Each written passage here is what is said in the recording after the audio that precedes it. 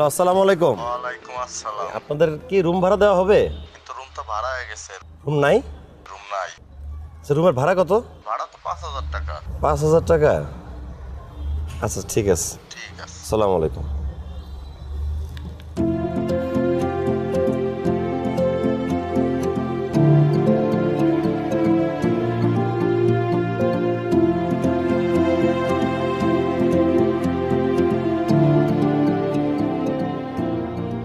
Hello, আসসালামু আলাইকুম। ওয়ালাইকুম আসসালাম। আপনাদের কাছে সিট ভাড়া দেওয়া হবে?